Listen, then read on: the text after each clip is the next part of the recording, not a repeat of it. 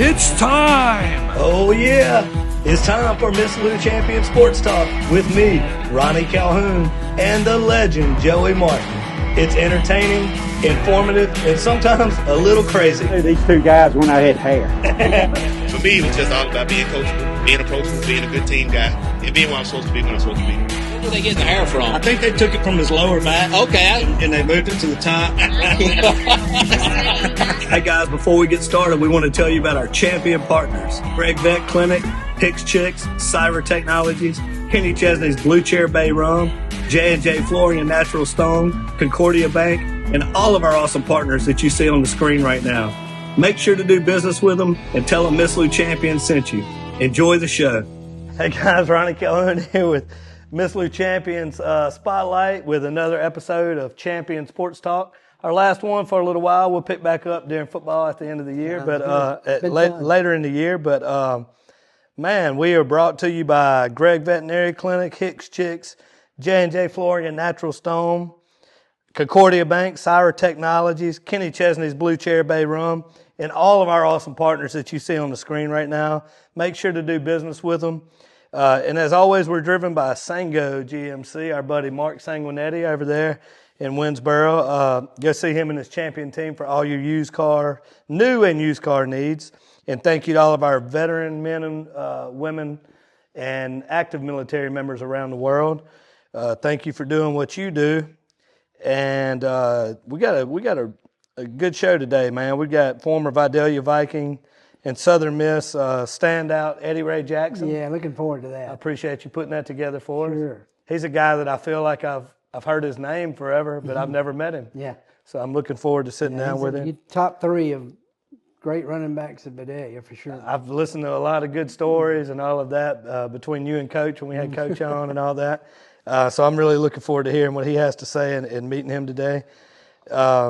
But before we get him on the show, we got a little. Yeah, we got a little bit. The Cathedral girls had a. Yeah, they won district. They had a big one. When I understand, it's the first time in more than 40 years. So I think I saw. Maybe like 1981 or something like that. Something like that. It's amazing because they used to be the doormat for many years. So congratulations. When I hear 1981, this is how old I'm getting. I'm like, what was that about? I don't know, 15 years ago. Don't even start. Joey said, "Don't even start with me." Yeah. But anyway, awesome for them. And Taylor Strahan's just done a great job. He's done a wonderful job. He's so good with those girls. And the AC boys, 20-win season as well. They lost to Capaya, so they're going to either be 2 or 3 seeds. Okay. So we got it coming up. Big season for them too. Yeah. Fairdy boys, number 3.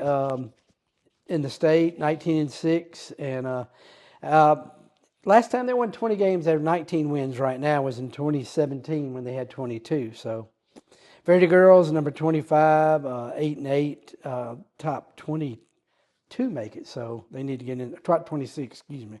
So they need to stay right there. Of course, big night Tuesday night. Kim Mulkey came to the game to watch the old Grove girl. I saw you post that. How was that? That was awesome. It really was. She a night.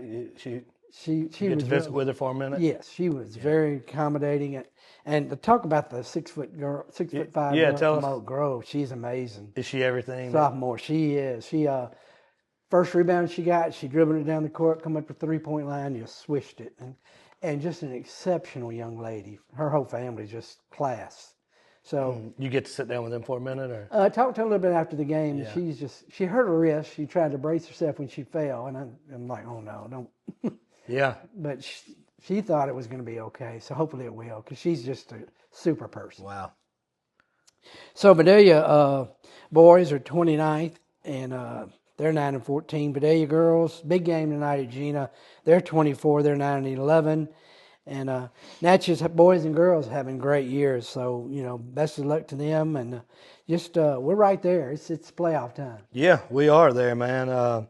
And we'll continue following them, and I'm looking forward to seeing how some of the teams do in the playoffs. Yeah, absolutely.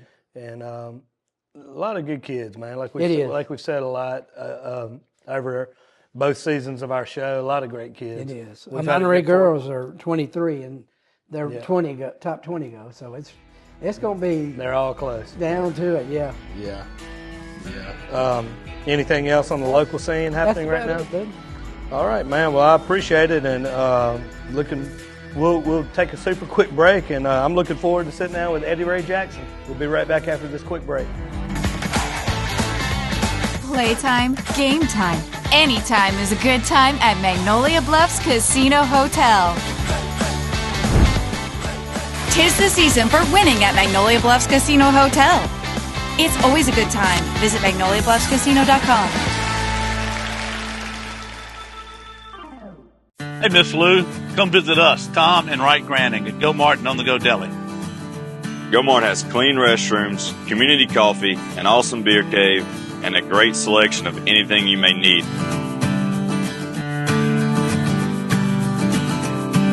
Located at the corner of Highland Boulevard and Highway 61 South in Natchez. Also stop by Wardo's Po' Boys at 309 North Broadway on the beautiful Natchez Bluff. Where everyone is family.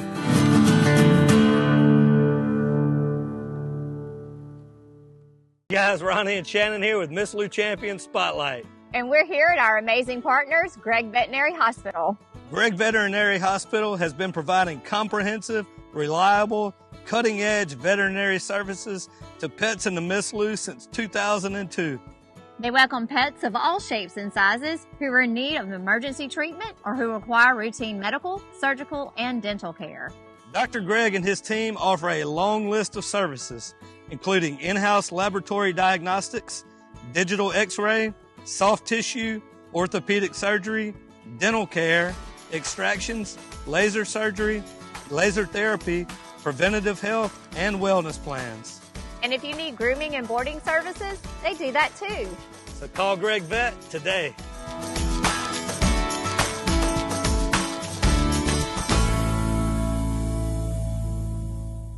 Hi, it's Shannon with Miss Lou Champion Spotlight. If you like what we're doing, be sure to follow, like, share, and even comment on all our content. Also, visit MissLouChampions.com to sign up for our newsletter and to receive other information, as well as the opportunity to receive some awesome prizes. Thank you, Miss Lou, for your continued support, and as always, have a champion day. All right, guys, we are back, and we have the man that I've been hearing about a long time, Mr. Eddie Ray Jackson. How are you? Doing fine. And yourself? Doing well, man. I was telling you off air that I'm a Viking who came behind you. Yes, sir. And I felt like I'd known you because I've heard your name over the years, especially our buddy Coach Faircloth. Yeah. Telling those stories and all that. So it truly is an honor to meet you today and to get to sit down and spend a little time with you. That'll work. It's an honor for me to be here. Thank you for having me. Yeah, I appreciate it. My man right here, he always lines it all up. So Joe. The man.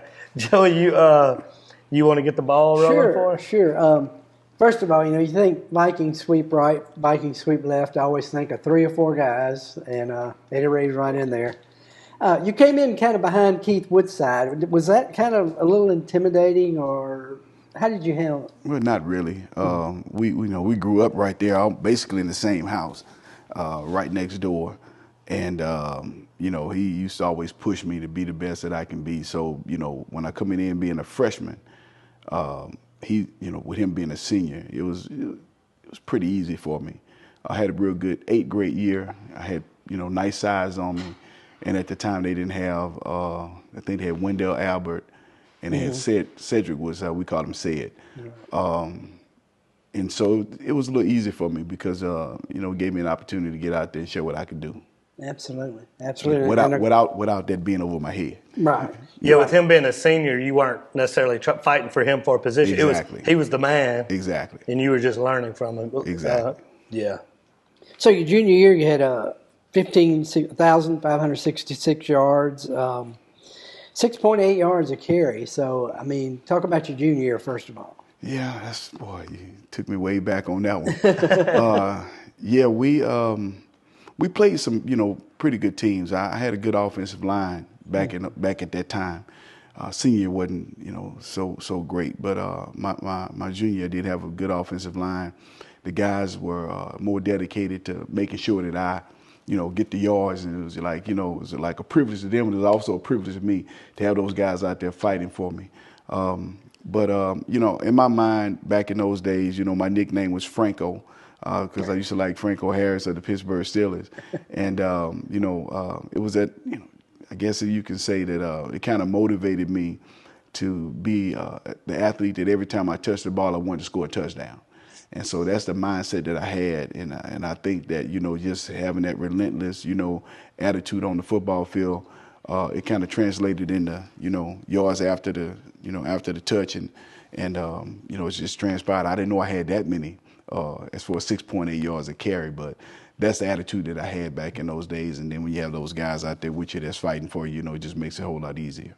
Yeah. And when we had Coach Faircloth, we were talking about different teams, and he told us the 1985 team was special, and he felt like that team could have won state, but you pulled your hamstring right before the playoff game. Yeah, you remember all of that. Yeah, not only that, though, Joey, we had a situation where we had, I can't remember his first name.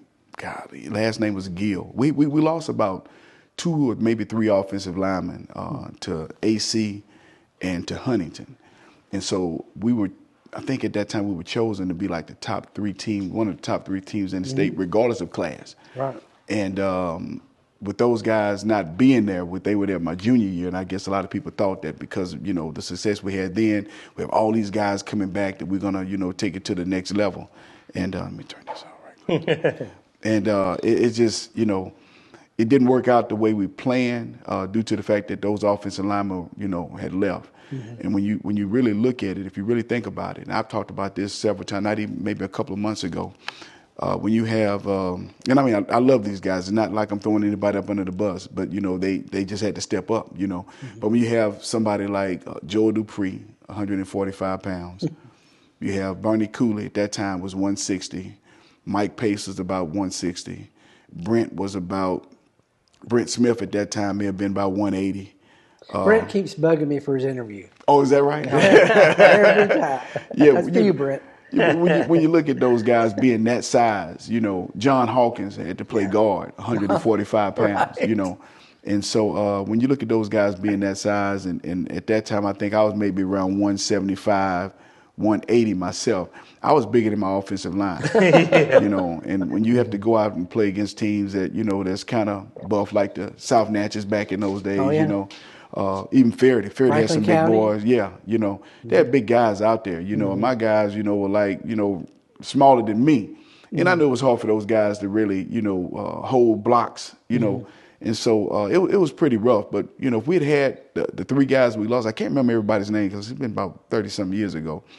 But I do believe that things would have been a whole lot different. Yeah. And I did pull my hamstring. I can't say that it was, due to 40 carries a game. I think I may average about 45 carries a game or something like that. I know one game I carried the ball 57 times in one game. But also Mike Brown, which was going to be our starting quarterback. Keith Vidalia was going to actually be just strictly on strong free safety. Right. But he broke his ankle, preseason. And so and when you don't have that offensive line, it was pretty rough, to pass and also rough to run. But we made it. Yeah.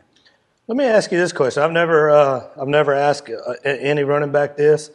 And I've really never thought about it until now. But as a running back, do you change your style depending on how good the line is? Or is it the same? Or it's do you try to hit the hole faster? Or for me, it was basically the same because, like I said earlier, every time I touched the ball, I wanted to score a touchdown. Yeah. And that's the mindset that I had. Even at practice, we run 30-30s or 40-40s, And, I'm trying to be first every time. It's just the attitude that I had. Yeah. And, I never really, I can't say that I actually changed up. You may have to, kind of improvise in a way of faking somebody out because the line may, penetrate and you can't run the route that you want to run as far as like, maybe a sweep right or a sweep left. They may penetrate where they may cut me off where I can't turn the corner. So I'm going to have to reverse back and fake somebody out, But that's just natural ability, that I don't think just me, but anybody, in that situation, you got to do what you got to do to, to avoid contact. Yeah. I was thinking more of like a patience thing. Like if you have a good line, maybe you're like, I'm going to be patient, wait on that hole, versus there's not going to be a hole, so I better hit it quick. Yeah, back then, I don't think they really taught us, those type of things. It was more natural ability. So you were just getting in there. And going, we just run the plays. You know, it wasn't like you have to be patient and wait on someone. And when I got to college, it was a different story. But in high school, it was pretty much blow and go.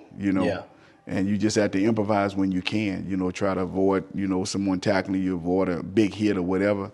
When you got that target on your back, it gets kind of rough out there sometimes. Because people know when you don't throw the ball, they're gonna put 11 guys in the box. And I think that's probably why I got the MVP that year, was because the line that I had wasn't a great line, but at the same time, you got 11 guys in the box, man. You got to try to make something happen. The other running backs talking about, man, I had eight in the box. He like 8. Yeah, people line I had that up +3. Yeah, they would line up, and we ran somebody. If we done twins or a pro.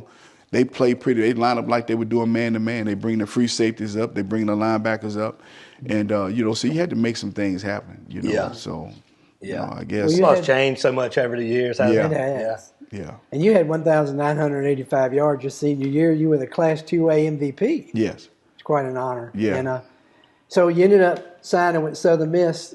How did that process work? Who else were you looking at? Actually, I committed to Ken Hatfield at the University of Arkansas. Okay. Nobody knew that. I didn't know that. No, I didn't tell nobody. I thought at that time I was some kind of great track person, and I wanted to run track and play football. He came to the house, and I liked the flex bone or whatever. Mm-hmm. So I said, but I'm gonna commit. I'll play with you all, because they ran the ball 90% of the time. Right. They didn't throw the ball at all. And one of the things that I can't say I look back, being where I am right now in Christ. I look back and I made a choice. I changed it. That's why I didn't make it public, because I was kind of debating. They was in the Southwest Conference at that time, and I changed it to Southern Miss because it was a little closer, and also because they ran the ball quite a bit too. When you look at Reggie Collier area, it was right before my time, and so they ran the ball quite a bit, but they ran from the I formation, and so to me that was more natural for me to run from the I formation. And so when I told Ken Hatfield that I'm probably just gonna go to Southern Miss, he's pretty upset, and you look back at it, you're always gonna have some doubt in your mind. I mean, at least I do. I don't know about other people. I think that in life we make choices, we make decisions, and then you second guess that decision, later down the road. And so the transition there, it wasn't that bad for me. I do believe that they didn't utilize my talent, and I have my teammates. If anybody sees this in my teammates, they'll tell you. I've had Reginald Warnsley, which is a running back. He's 6'2", 240. Reggie was about 6 foot, 240. Ricky was about 6'2", 240. They both were big guys, and at that time, when I got there, Coach Carmody was the one that recruited me, and he wanted me, wanted to put me on the field. If you don't mind, I want the story that I have that I was most proud of for my freshman year is that he was telling me that they're gonna redshirt me because they have other guys, and he wanted me to have 4 strong years. And I remember being at practice, and it was almost like high school. I get the ball and I'll fake people out and I run down the field, score a touchdown. And against the first team defense, I was on scout team. We was going against first team defense.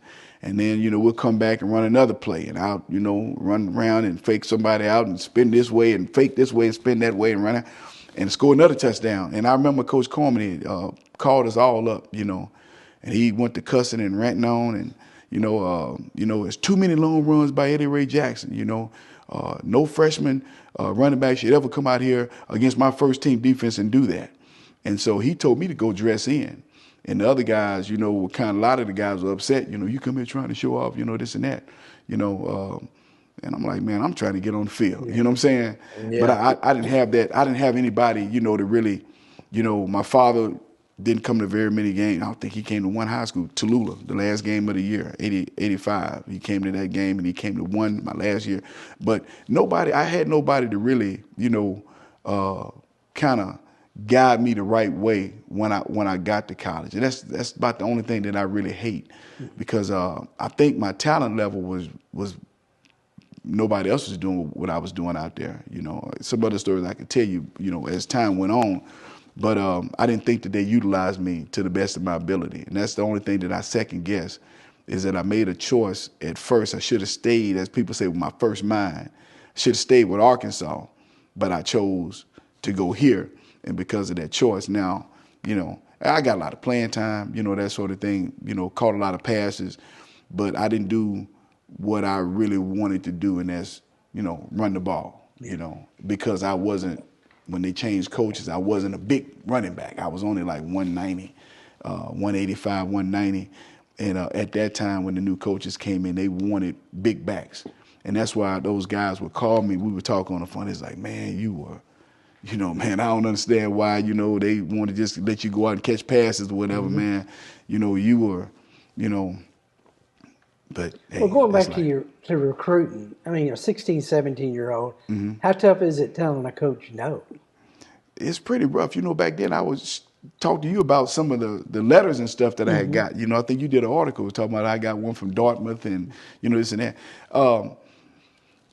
It was a lot of people. The hardest person that I had to tell no was the coach from Ole Miss. I mean, because he was very, very high on me, and it was hard for me, Yeah. I kind of led him on, to the last minute, because I really liked the guy. I mean, I liked him more than any other coach, and he was like one of the assistant coaches. And the reason why I didn't go there was because my mom is from Cleveland, Mississippi, and they had a guy, Jim Earl Thomas. We were same grade or whatever. Jim Earl was a big guy. Jim Earl had a lot of yards, rushing over in Mississippi. I think he had about 1,700 yards rushing and whatnot. And I really thought that they were going to kind of, have me come up there and then, not use me at all, and I'd just be sitting there for 4 years, not doing anything. That's just my mindset. You have some, some positive thoughts, sometimes you have some negative thoughts. But other than that, it was a good experience. I can say that. Well, you got to talk about playing with Brett Favre. Oh man, that's my boy. Regardless of what Brett's going through right now, he's my boy, man. That was a situation where we both were. I was a redshirt freshman. He was a true freshman in '87, and Brett came in. Only had maybe 800 yards passing, maybe 800 yards rushing. Coming in, I'm gonna be the starting quarterback. And I'm everybody looking like, man, who this guy? So you gonna be the starting quarterback, man. Brett was like, but he spoke it. I mean, I'm not, being in ministry like I am now, I do understand there's nothing that you can speak into existence. It has to be God's will, regardless. If it's his will, it'll happen. If it's not his will, it won't happen. But he was very confident. He was very, boastful about his talent, and we looking at the fact that he only averaged 800, had an 800-yard season throwing the ball, and 1,600 total. Man, you crazy, But we became real close, we really did, and he'll tell you the same thing. When he came to the football game over here, me and him were talking. He was telling, man, we understood what it took to do extra work, but Brett, we played against. My first game was against Alabama. I actually got player of the game. It wasn't based on yards. It was based on assignment. Sometimes I knew my assignment. I still wouldn't do it because I didn't want to, be blocking somebody or whatever. I want to try to get out and catch the ball. But they beat us, I think, 38-6, and then we ended up playing. Tulane the next game. Alec Young didn't have a good game. Brett came in. I was at that game. You was at that game? Yeah. Yeah, he came in, and it was, it was history from there. Right. And it feels good that you can be a part of someone that's in the Hall of Fame. Yeah. When Ricky Bradley called me, he said, "Man, we play with royalty." And I said, "Well, to me, all of y'all were royalty. Regardless if we didn't win, we won. We had a good winning, 2 winning seasons, and the other ones were like 6-5, Yeah. But we had a 10-2, 8-5 or whatever. But it was more." of the fact that this guy, he was special. You know, he done things. He improvised even in college. He improvised and done things. You know. Yeah. And the coaches would always ask us, matter of fact, Coach Buckley from South Natchez, he would always, you know, on the sideline, hey, man, what y'all think, you know? And, you know, they would come to me and Brett. We would usually sit on the bench together, you know, we talking over plays. And you know, just to be a part of something and of that magnitude with him going to the Hall of Fame and being able to play alongside him and, you know, catch about 90 receptions from him, I felt pretty good, you know, felt pretty good. I always call him Brett football. I'm like, if you didn't like watching Brett Favre play, you just don't like football. I'm trying to tell you. I mean, he was exciting. I wasn't a Packers fan, but I'd tune in to watch Brett Favre play because you didn't know what was going to happen. Yeah, exactly. He was not scared to throw the ball anywhere, anytime. Hey, you're right. You're 100% right about that. And watching those guys' fingers, like showing their fingers all jacked up trying to catch the ball. Look at that. Yeah, broke that finger, put some tape on it, and kept it going. I think it was at the TCU game where he threw the ball between somebody or whatever, and it I don't even know how I caught it. It was like the linebacker or something was right there, and he side on that sun gun right through there, and it just you know, when I put my hand out here, I felt it when it broke. You know, it just snapped or whatever, and you know, I caught the ball and fell down, got a first down, and you know, I eventually got to the sideline, just put some tape on it, and you know, it kept going. But I'm one of the ones. Well, one of my most a lot of LSU fans are gonna go, what? One of my favorite coaches was Curly Holman. Yeah. And I mean, we had what? See, he was at USM, and I covered USM, and then I was covering LSU same time. So when he came there, it was like we knew each other real well and really were close. Yeah. I think he would have built something because he had some good recruiting classes, but yeah, that's here and there. But how'd you like playing for Curly? Coach was very, very strict. One of the things that I believe that everybody that played up under him, you know, perfect practice makes perfect. We used to hear that all the time.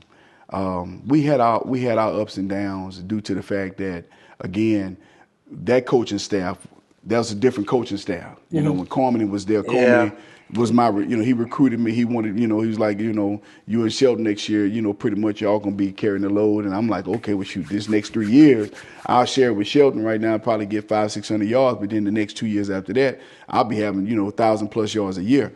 And Coach Carmody came in, and again, that particular coaching staff were about big running back. Coach Rodney Allison, he was a quarterback coach, offensive coordinator, but they like big running backs. And I remember.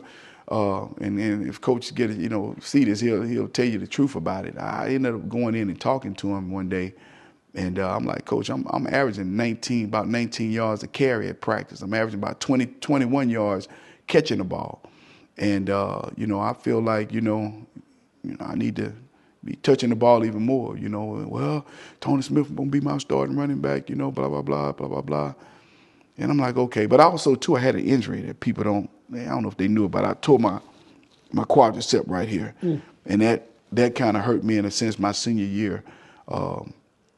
It put me in a position where I was out several months, and you know, I gained weight, and I just wasn't who I used to be. I should have took, again, I didn't have that guidance. I could have possibly took a medical hardship, and it would have been, I would have had that extra year where I could have got back in, you know, playing shape. I think I only had like 26 receptions that year. Coaches, he was good to play for, but as far as, you know, me, I'm kind of biased towards myself, you know. I wanted to touch the ball more, but he was a heck of a coach, you know. Well, September 2nd, 1989, which was my birthday. No comment, Dustin.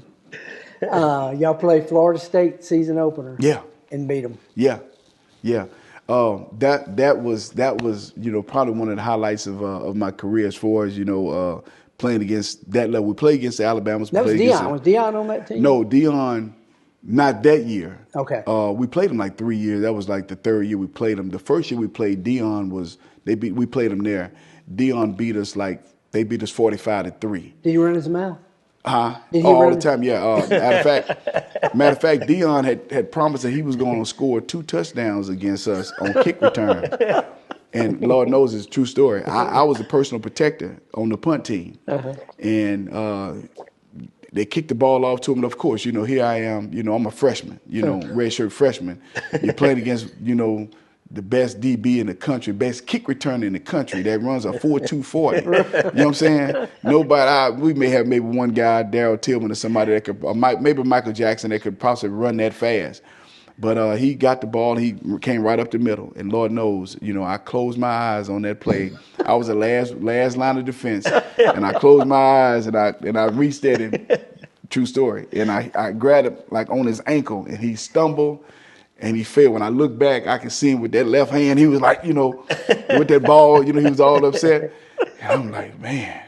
I get to the side and I said, man, look, y'all got to do a better job, man, on that punt team, man. I can't do it all. Yeah. I can't stop Dion by myself. Yeah, he was something. But especially with my eyes closed. I did. I closed my eyes and I just swung and I grabbed his ankle and he stumbled and fell. And the next year they beat us in Hattiesburg. They beat us 66-3, I think, or 63-3 in Hattiesburg. And then we went there the next year in '89, and I scored the first touchdown, as a matter of fact, on a little option with me and Stacy Dennis. Stacy lived here in Natchez for a little bit.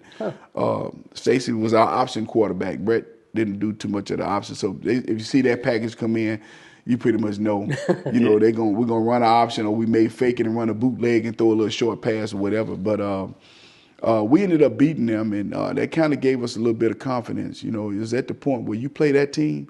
They were rolling back then. They were tough. I mean, they was like in the top 5 every year. Yeah, for like 15 years in a row. That's what I'm saying. Yeah, and that was supposed to be y'all's home game, but that y'all ended up playing in the Gator Bowl. Yeah, that's right, in Jacksonville. More money. Yeah, Jacksonville, and they play that little they play that song. I'm talking the whole game. And so when we got done playing them, I used to find myself working out. And humming that song in my mind, I say, man, what in the world why am I doing this? But that's just the effect that it has on you. But I mean, they had some, a whole bunch of Peter Tom Willis and all these guys. Yeah. I can't remember they had a couple of running backs that were good, that were like all Americans. That was before the Warwick Dunn years, wasn't it? He come after that. Yeah. But it's just, it feels good, to go out there and compete against those type of guys and actually, win a game. When you don't even have a chance. People thinking you're going to get beat 50 points like we did, 60 points the year before, and 40-something points the year before that. Yeah. But we pulled it off. So. You might not have had a lot of guys in your locker room that thought y'all were going to win that game. You're right. I mean, well, I'll tell you, we did it. We had confidence, though. I mean, no matter who we played, that's one of the things that I like about us. We didn't have, we wasn't going to lay down for nobody. Yeah. I mean, that's one of the things that I found out real early. When we get on that football field, I know I'm trying to do everything I can to the best of my ability. And we had a lot of guys that pulled together that just wasn't going to just let you just come in and just treat us any. Now, you may beat us, don't get me wrong. And they beat us pretty bad. But it wasn't like we just lay down and just let you just do what you want. We tried hard, but, when you got all these 5-star recruits, you got all these high school All-Americans coming in with great coaching. Yeah. Nothing against Coach Faircloth, but, we just, we didn't teach technique, like talking about. We just got out there and play. You block this guy, you block that guy. I didn't know nothing about a 1-3-5 technique and all this type of stuff. I had to learn the hard way, but I learned.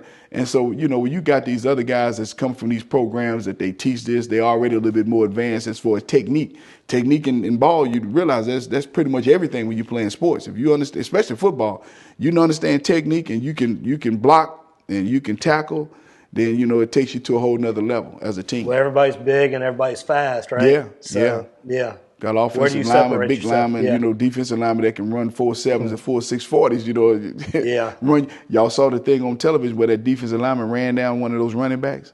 Y'all saw that? Not too long ago? Yeah, so, it happens. Yeah. That going with what you were saying a while ago about the toughness, that's what I remember kind of coming up a few years after you, looking at those USM teams. That's the way that I remember them is exactly what you said. They would sneak up on some teams and get some wins. Yeah. And but even when you beat them, they were tough. I remember you guys playing tough football and just being like, man, USM, you don't want to play USM. Yeah. We shocked a lot of people. We beat Alabama. We beat Florida State. We beat Auburn. We beat Alabama and Auburn both in the same year. That had never been done at that time since 1911. Wow. That one team beat those two teams in the same year. So we made history with that. We almost beat Georgia. And I had a good game again. I think I may have had maybe right at 100 yards against Georgia. But we kicked the field goal and hit the goal post. It was 18-17. Wow. And we could have won. I mean, this is like fourth quarter with like a couple minutes left in the game. You know, Jim Taylor comes out and he kicks the ball, hits the upright and falls back. And I mean, it was a heartbreaker, but we gave them all they wanted. You know, if you take that away, we won the game. You take that, you know, we won the game. But I mean, of course, you know, the score didn't, you know, say otherwise. Yeah, that's awesome, man. I love hearing them stories. Absolutely. Let's go to high school and college. And we may have already mentioned a couple of them, but what's your favorite, I guess maybe one of your favorite memories from high school and then one of your favorite memories from college? I guess when you say high school, I guess Westlake probably come to mind, or DeQuincy, because I had big games against those two teams. We were a 2A school, and I think Westlake at that time was maybe a 4 or 5A school. What Louisiana was up to 5A back then, or 4A? 5A. And they were a big school, you know, and we drove way down to Lake Charles or whatever to play them. And I think DeQuincy is down in that area somewhere. Right, yeah. And so we played them, and I had 6 touchdowns, 3 rushing, 3 receiving, had 300 yards rushing, I think 100 and some yards receiving. And with DeQuincy, it was pretty much, I had like 300 yards against, 265 against them, but I had 300 total yards, 265 against Westlake. Yeah. Had 366 against DeQuincy. And they, when we went there, they were pretty much, you know, signs all over the place, you know, kill Eddie Ray Jackson, all at the bank. Coach you know, just talked about that. You know, Yeah, and he's told us about that game. And so coach is like, well, I tell you what we're gonna do. I didn't wear my little 44, my jersey. You have on your little, what you call those little shimmy shirts or whatever. Right. They have like your number with a Tearaway circle. jerseys, right? Yeah. So he wouldn't let me go out there with that on at first. You know, he's like, well, look, you know, just put on somebody else's shirt or whatever, you know, and we'll, you know. So I went out with somebody else's shirt because, man, I mean, he wasn't sure, you know, how people were, and I wasn't sure either. But you know, you riding through the town, everybody like, man, Eddie Ray, look at this. You know, I'm looking on it, man, kill Eddie Ray Jackson. You go to the bank, you know, they got your name at the bank, you know, going across. I'm like, man, I said, these folks crazy, you know, and you know, I made it a point. Coach had talked about this guy from DeQuincy being so fast and whatnot, and he was so good. And he made it. I think, Joy, either you put it in the paper that he said that this guy runs a 100-yard dash and can't nobody catch him, not even Eddie Ray Jackson. And so I took it personal at that particular game because I'm like, man, coach is giving this guy props to my can't nobody catch. You don't know, you know. If you get out there, I may go get him, you know. But I made it so they couldn't catch me, you know. Wow, and so I broke a lot of long runs on them. I think we had 1 or 2 guys called back that I had over 40 yards, you know, running. I could have had about 400 yards that game, but I think they called a couple of them back. But you know, it was just that, I guess, the motivation with all the signs and, you know, all the people. You know, it was at the fence. When we got out, they was at the fence, you know, where's Eddie Ray Jackson? You know, I'm like, man, these people really crazy. I saw him that way. So I said, you know, in my mind, I said, I'm going to show you who Eddie Ray Jackson is when this game started. I'm going to show you. That was one of the games, I guess, my most memorable game with all the hate type stuff. And, you know, it kind of motivated me to the point where, you know, I wanted to really put on the show. You so know, I'm guessing you guys won the game. Yeah, we did. We won. Now, Westlake, we lost by 1 point. Okay. I muffed a punt. Back then, my eyesight was real bad, you know, and got in them lights, and I couldn't see it till it came right and hit me. You know, I couldn't see it until it hit me, and it went off, and they got the ball, and they ended up going down and scoring a touchdown. We lost that game 47-46. Well, I'm sure Coach Faircloth understood that. I don't know. We had that opportunity, you know, by me, you know, being, you know, one of the top players on the team. I felt kind of bad when I muffed that punt. I mean, I really felt bad. But DeQuincy, I think, you know, we put something on them, you know, and they deserve that for all the stuff that they had out there. You know, I think my guys were motivated too, you know. Yeah, no doubt. And that was that year you were talking about, the 6.8 yards, I believe, if I'm not mistaken. I think that was my junior year? Yeah. I think it was my junior year we played them. Yeah. Yeah. Man, so what about just a minute? It could be anything. What do you just from your college Oh, from years? college days? Yeah. I'm going to probably say the game that I pulled a hamstring, USL back then, University Raging of Cajun. Louisiana, Lafayette now. Yeah. Yeah, I was looking to have a great game against them. I was toting it pretty good, and they couldn't stop me. First quarter, I touched the ball, I was going, about 6-8 yards, like almost like what it was in high school. I mean, I was busting up. I think I had 6 carries for like 56 yards, and I pulled a hamstring. I ended up, running if I'm not mistaken, it was like a 56 base where we just run right off the end, and the fullback, lead block, the tight end try to block the guy out. No, tight end go down, fullback comes and kicks the end out. And I either, if the end come in, I run out. If he comes out, I go in. And so I ended up running it, and I ended up getting through the hole. And when I shift to go to the outside to hit the sideline, I was ready to, turn it on. And I ended up switching the ball. I don't even know why I had the ball in my left hand, but I switched the ball right when I did the little move. I switched the ball, and the ball came out. And I was fumbling with it. I was trying to, get it and catch it. And when I did, I got it, but I pulled a hamstring. And I sat on the bench, and I cried, because that would have been my opportunity to really solidify myself. At that particular game, I think I could have solidified myself as a runner, because, again, they wanted big backs. And they said, well, I don't think you can handle them. Man, I can handle whatever. I'm not, this ain't, this ain't like we playing the NFL. Even with if it was the NFL, my mindset, I can play with anybody. And so I thought that would have been the game. And it was early on in the year, too, in the season. I got a picture on my wall right now of me running over number 9 in that thing. And so I thought that would have been my breakout game, that they would we got to give him the ball, And even Coach said, man, we was going to keep feeding you. Coach Allison, he's like, man, we're going to keep feeding you, Eddie Ray. You can pull the doggone hamstring. And I went to the sideline and I cried, man. It really, that really hurt me, because I really, really, I caught a lot of passes, but, man, I wanted to, run the ball. And I will say this, though. I was going to transfer. I was actually going to transfer with my cousin Tron, I was going to go to Northwestern. And I told my mom, I said, man, I don't mind, catching the ball, Mom. I said, but, man, I'm a running back. I said, I can't get these, once I'm gone, it's over. And I said, I want to transfer. I'm going to go to Northwestern. The guy had went to the NFL. They had another running back there. The coach, I called him. I said, he said, man, we come on here, because you can go down. You can go down. I could have went, there was one AA school. I could have went down and played right away. Without missing a year. Could have played right away. He said, man, we would love to have you right here. I talked to my mom, because I was 17 when I did those papers, because I had graduated, but my birthday didn't come till August, so I was still 17 when I signed the papers. So my mom would have to sign for me, to transfer.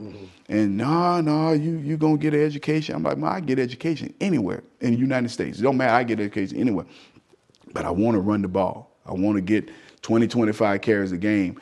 These people are willing to give it to me, but my mom was like, nah, you sign with those people, you're going to be committed, you're going to stay there. And I'm like, man, I wish it was like it is now.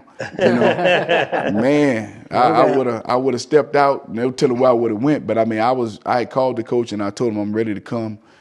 Tron was over there at that time, and, But anyway, get back to what you were saying. Yeah. The USL game was probably my most memorable game, because that was really looking like it was going to be my breakout game. Yeah. That's funny how sometimes it's a bittersweet game for you. Yeah. But it's funny that's your favorite memory. But you just never know, man. You never know. What you were saying a while ago, I think, and I'll pass it back to you, Joey. I think you never know. Like you were talking about Arkansas and this and that. Mm-hmm. You never know in life, man. I think the Lord just puts us where we're supposed to be, and that's right. And we roll with it. That's right. We look back and we wonder, but I've already picked up a couple of things. I know that the Lord had you where He wanted you, and the path was what He wanted for you. And amen. So I didn't see that. But we do look back at that, especially being younger. Yeah, exactly. But I didn't see that until I got later on in life. Yeah. I watch these games on TV, man. I watch Ole Miss or Arkansas, and I'm like, man, if I had went there, what, we don't know. But and God will put it in my mind, that that I could have went there and wouldn't be here today. Yeah. You see what I'm saying? Yeah. And the thought that I had, I'm getting chills thinking about it because he's on my mind, was Michael Jackson. You know, Mike and I were very close. Most people, because we had the same last name, they thought we were related. I used to call him Uncle Mike, is what I used to call him. You know, I was older than he was. I'd be like, Uncle Mike. So people was like, "Yo, yeah, that's my uncle," you know. And when Mike and I were very close. He had come down here to buy some stuff from the little place down there, right across from the sheet metal place, you know, and right there when you get in Faraday. On the right side, I can't remember the name of the place, but he was buying some stuff from there, and he would come down, me and him, you know, we talk and we eat, and so that was 2 weeks later. I went to Shreveport 2 weeks later, and I ended up calling Mike, and he was like, man, I'm trying to, you know, get a club or whatever. I want to expand. I want to do like an outside thing. We do big concerts and stuff. And I want you to come down with me, you know, help me look at some land because about the work that I was doing. But the point I'm trying to make with this is that what God put on my mind. Mike had a motorcycle accident. He was traveling about 100 miles an hour, the people say. And someone had pulled out, they bagged out in the road in front of him, hit it, and he, you know, just kind of impaled him, you know, against the car, and they said it was bad, you know, and they sent me the video, and I saw that, and so it's like God put it on my mind, you know, and I believe it was Him, but He put it on my mind and say, would you rather have had all the success and the fame, you know, of 1,000-yard season 4 years in a row, and all the people, all the accolades and stuff or whatever, and be dead right now? Or would you rather be thankful, you know, of the path that I've chosen for you? That's kind of what was on my mind. Yeah. And I'm like, wow, you know, I said, man, I'm just glad to be here. I'm thankful to be here. And so that kind of sticks with me. It keeps me humble, you know, because I don't really talk to the kids that I work with. They don't even know I play football. Some of them didn't even know until somebody told them, you know. Yeah. I keep all that stuff to myself, you know. Yeah. But it was you know, going through life, you do think about it. You know, you watching, you know, Saturday football or whatever. You watching games on Saturday, you're like, man, you know, I wonder. Or you watching high school games and be like, man, if I was playing in this era right now, or whatever, you know, how many yards would I have? You know, they got all these wide open offenses and stuff, you know, and nobody's really trying to be up on the line like that now. Everybody got spread offense. I said, man, I probably would have had about 5,000-6,000 yards a year, you know, in my mind, you know, but you know. All that, you know, was good experiences, man, you know, but I'm just grateful that I am where I am, you know, and I thank God for it, regardless of what happened and what didn't happen. I can't control it. And once I really got into my salvation, I really understood God's will. It came to me a little bit more, you know, about His will. And there's nothing that I could, you know, I could have made other choices, but God orchestrated my life, you know, and He orchestrated to the point where I am where I am. I'm making a big impact on people right now. And to be honest with you, I wouldn't trade that for the world. Yeah. I really wouldn't trade it for the world. For what I have going on right now, something I really love to do and I have passion doing it, man, I wouldn't trade it. Wouldn't trade it. I feel you on that one, man. I'm in the same boat in many ways. Yeah, I wouldn't trade where I'm at either, and I feel that, man. Yeah. So it's a piece to it. Yeah. Yeah, you go through what you go through. And I look back over my life and I realize that I went through a lot of these things, you know, to get to where I am right now.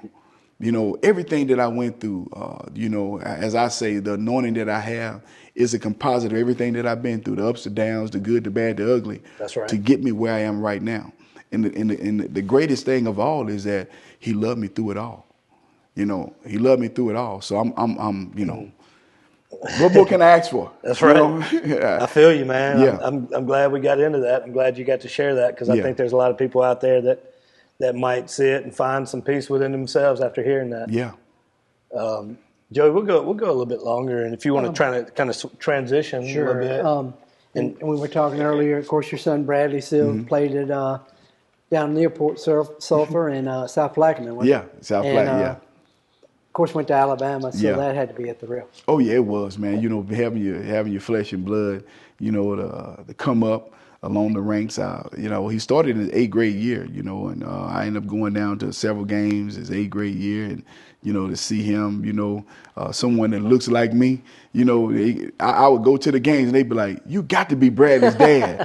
And I'm like, "How you know that?" You know, "Man, he look just like you." You know, I'm like, "Well, yeah, that's my son." You know. But to see him transform his life, you know, from an 8th grader to a 9th grader, and then to be electrifying, as exciting, you know, as an athlete as he was, you know, that's a special. Any dad, you know, you got your son out there that's you know, Bradley was. I think if I calculated correctly, at one point in time in his high school career, Bradley scored a touchdown every 3.1 time he touched the ball. Wow. Whether it's at a quarterback position, or whether it's at a running back position, or whether it's at a wide receiver or whatever, every 3.1 time that let me see if I can. Y'all just bear with me just you one good, second. man. I'm gonna just let me just turn this off. Let me do it that way. Let's turn it off. Yeah, we all good.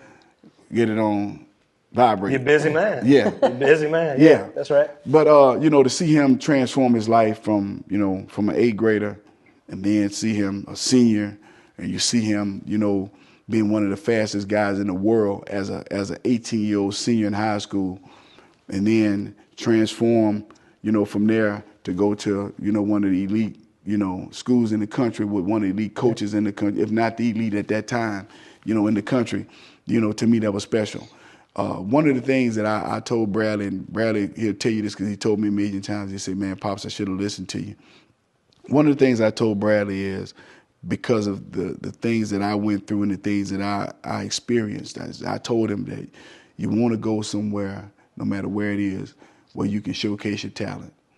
Regardless if you go to the NFL or not, that don't matter. But at least you can have those memories and say, "Man, I showcased my talent." Mm-hmm. So once he went to Alabama and they changed him from a wide, Bradley was an All-American, a 4-star All-American wide receiver coming out high school, and they changed him to a defensive back. And I said, "I know you like Bama, they probably win championships, but man, you need to look at going somewhere else. You really do. You need to go somewhere, man, with your ability and as electrifying as you are, you need to go somewhere else where you can touch the ball and you know, have those memories of saying, man, I did this, but you know, I said it may not be the NFL, it may not be for you, but at the same time, you know, you have an opportunity to do something that I didn't do. I went to a couple of camps. I think, Joe, I called you on one camp that I ended up going to. Matter of fact, Michael Richardson was at the one for it was a CFL camp that I went to, and you know, again, that was during the time I gained the weight. That was my senior year that I you know, graduated. But anyway, you know, to try to explain to your son that you don't want to go through what I went through. I want to see you do better, which he did do better, but I want to see you, you know, listen to what I have to say, because I'm not going to steer you wrong. I love you, and I want to make sure you know, go this path. You know, the path is still your choice, but I'd rather you go down this road than to go down that road. And so he'll tell you right now, man, I should have listened to you, you know, but hey, it's hindsight now. One last thing, because we got to mention your track program. I mean, we have high school kids go off and shine without the proper equipment or training around here. And the first thing a lot of them tell me, well, I worked with Eddie Ray Jackson, and that's how I'm here. Yeah. Give us 2 or 3 names to look for in the future. Charvay Gibson, most definitely. Okay. She's a 10th grader now. She's from Jefferson County. I've been with her for the past 5 years. That's Mom just calling me. I've been with her for the past 5 years, and to see her transform from a little bitty, skinny, you know, 6th grader, 5th grader, and see her go to 7th grade and make it to state, win medals at state, and then as an 8th grader, win medals at state, and then last year as a freshman, she won 4 gold medals. Wow. And to see her transform also in the jumps, I just taught her how to triple jump like 3 years ago. This should be 3 years. We ain't even started this year yet, but this should be 3 years to go from, you know, jumping 34 feet to 40 feet, 8 inches. She's one of the best triple jumpers in the United States right now. Wow. And she's the best. She's the most decorated jumper in the history of Mississippi track and field. As a 10th grader right now, she's a 10th grader. Wow. And she hadn't really had this outdoor season yet. Yeah. But nobody in the history of Mississippi has jumped 40 feet, 8 inches. Wow. She jumped 39.3 as an 8th grader at the Nike in New York. She's special. She's really special. This year she won hurdles last year, both 100 hurdles and 300. She wants to change from the hurdles now to possibly running the 1, the 2, and the 4, maybe do 1 or 2 jumps or whatever. She's the most talented kid I've ever had. Wow, you know, this is a lot. I'm gonna get her an LSU shirt to wear. But she did say she wanted to go there as one of the teams. You know, LSU was on her mind. We can use her now. LSU was on her mind. She got 3 years. And Coach Boo Chesnader is my mentor. Yeah. Coach Boo helped me with my son Ray Monte. Coach Boo Chesnader was the Olympic coach for the American Olympic team, 2008, 2012, and he coached all kind of world champions, Olympic champions, and all this. And I've learned a lot from him through teaching my other son. So I learned a lot from him. So I transformed that over to her, and things have been good. And the other person I would say right now is Markeith Thompson. I just taught him how to long jump last year. He jumped 23 feet last year. He broke a record in Reno, Nevada. They both broke. He broke a 400-meter hurdle record and a long jump record in Reno, Nevada. She broke the long jump and triple jump record, national record in Reno, Nevada last year, jumping 40 feet 4 inches. And he's also a hurdler, but I just taught him how to jump. So right now he's one of the best in the state in the 110-meter hurdles, if not the best this year. And what school does he go to? Natchez, right here in Natchez. He called yesterday. He calls almost every day. You know, I try to make sure I talk to my kids on a regular basis to keep their mind, you know, level. I send them videos and different things. When we get to work, you know, we get to pray. We're gonna work on this. But he would be the second one. And I got to say this as I close. I got a little 6-year-old. Name is Kyrie Smith.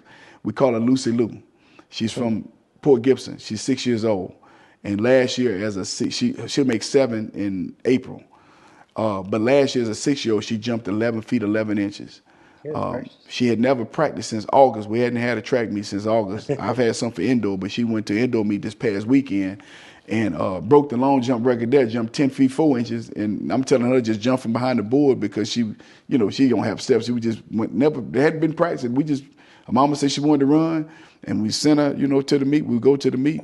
But she's gonna probably be better than all of them. Oh, wow. Yeah, she's just that special. She ran a 9.42. I put it on Facebook yesterday, the day before yesterday.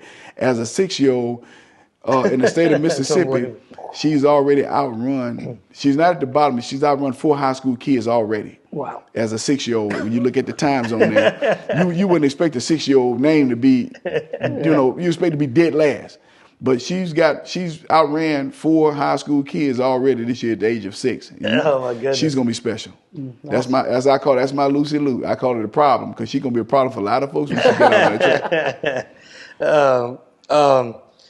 I guess my last question for you, man, is just to just kind of give everybody an update on where you're at. Obviously, you're doing some track stuff and all that. Yeah. But anything else you want to mention in life, kind of where you're at as a man, as a father, whatever in your life right now? Well, that's a good question.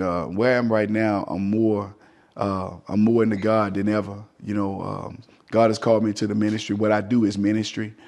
That's why I've been so successful over the years, is that I pray over my workouts. I pray over my kids. I'm asking God to bless them. If they go in and put in the work, the word of God said, whatever a man soweth, that shall he also reap. If we sow in the work, we do it. And, with that comes a lot of jealousy. You have a lot of coaches that, their kids run for, they see me and they run with me. And, well, if you run for him, you can't run for me, that sort of thing. Yeah. And, Paul said every time I attempt to do good, evil was always present. And we're doing a good thing. God is in the midst, and, people are getting blessed, the kids. Let me say this, and this will be my last thing on going out for your question. Mm-hmm. Last year, I think I had 20-some kids that I trained. And out of that 20-some kids, those that were in high school that could make it to state, 2 of them didn't make it to state. Out of those, the ones that did make it to state, almost everybody got a medal, whether it was first, second, or third, but almost everybody got a medal. And people look at you in a sense of being jealous. And I'm telling them, I had nothing to do with that. Nothing. Because I work for him, And when he's in the midst and when he's, working in your life, how can I take credit for something? He just used me, He used me, explained to me what I need to do, or even in my prayer, Lord, I need you to bless this workout today. I don't even know what I'm going to do. But we have, we have a lot of kids that come in. Some of them stay, some of them don't. It's hard. It ain't easy. I'm not gonna make it easy for you because life ain't gonna be easy. I try to teach them life skills, and in life you're gonna have your ups, you have your downs. But bottom line is that you need to understand that just like I ask you to come to practice on a regular basis, be on time to do it. When you're on the job, same thing on the job. Be on time on your job. Do your job to the best of your ability. And so with that, I'm in a place in my life right now, man. I mean, like I said earlier, I wouldn't trade it. I wouldn't trade it for nothing. I'm in a good place. We can always get better with him. We can always be in a better place with him. But I'm in him, Yes. And to me, that's all that matters. I'm in him. But through him, he's blessing the kids, and and it's not only them.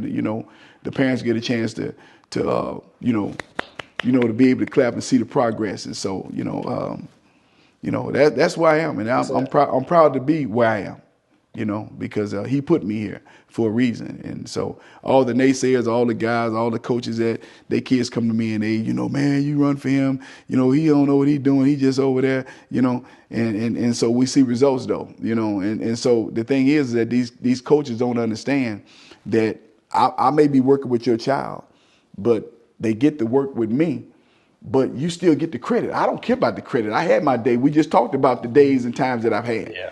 So that don't faze me. But the child, let's not hurt the child. You have so many people like, I'm for the kids, I'm this and I'm that. But then when it really get down to it, are you really for the kids? Why are you talking negative about one person that they see probably more than they see you? Because they with me all summer long and all, off season and all this and that. And so, but God is there, and he's been doing an awesome job. And man, we're going to keep doing it till I can't do it no more. I love it, man. It's a great answer. Joe, you want to? Got anything you want to get us out of here? Jordan, man, that's good stuff. Yes, sir.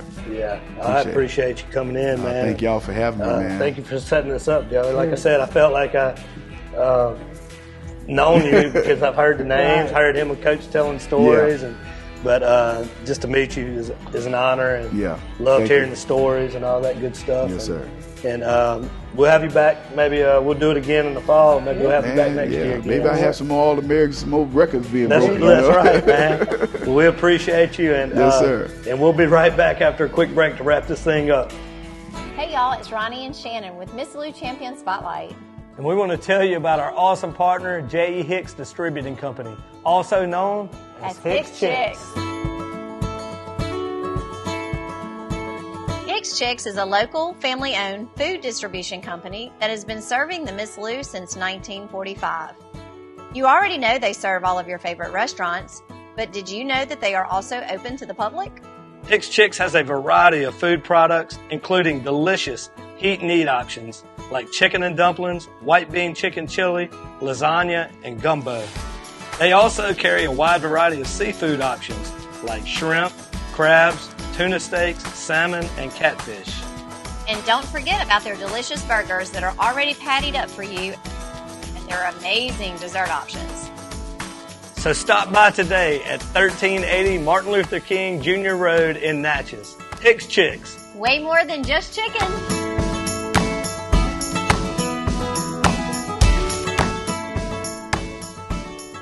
Hey guys, Ronnie Calhoun here with Miss Lou Champion Spotlight, and I want to tell you about our awesome partners, Wardo's Po' Boys.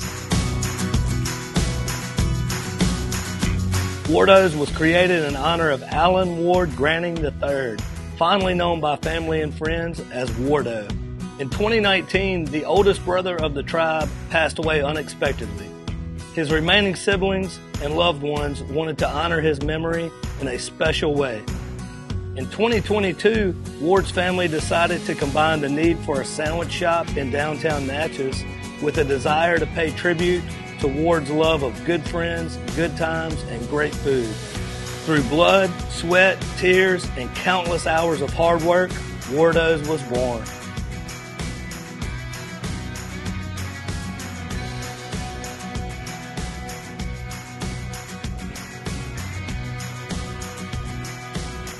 So go visit Wardo's today at 309 North Broadway Street in Natchez, where the po' boys are so good, you'll swear you're in Cajun country. We want to tell you about our champion partners, Gregg Vet Clinic, Hicks Chicks, Syrah Technologies, Kenny Chesney's Blue Chair Bay Rum, J&J Flooring and Natural Stone, Concordia Bank, and all of our awesome partners that you see on the screen right now. Make sure to do business with them and tell them Miss Lou Champion sent you. All right, guys, we are back after a great segment with the man, Eddie Ray Jackson. That was a lot of fun. Yeah, man, I appreciate you setting that up. No, hey, I didn't realize until he was leaving. He said he was like family. He said our buddy over at Sports Center, Chip Sturdivant, is. Absolutely. He said, man, that's like my brother. He said they're like family to me. So if it's Southern Miss, Chip's involved. That's right, man. And speaking of great guys, man, yes. Chip's one of the best. He really is. Yeah, so have to give him a shout out. Man, what'd you think about the interview? That was a lot of fun, and some stuff I'd never heard before. But I certainly marked down those names he mentioned at the end because he just has a heck of a program, and it's unfortunately our schools don't have great track facilities, and the coaches don't have the time they need. So that's where Eddie Ray has stepped in and really helped. And I can tell you, the coaches appreciate it a lot. Most of them do. Yeah. I think that I'd be willing to say that within the next 5 to 10 years that our facilities in the Miss Lou will improve. I hope so, man. Because our kids have shown that they're more than capable. Mm-hmm. We have the talent here, all the way back to and I don't know a lot of the Natchez kids, but like my buddy Jalen Moody over there in Vidalia. They've shown that they're showing that their talent is there. Right. Madison Jackson.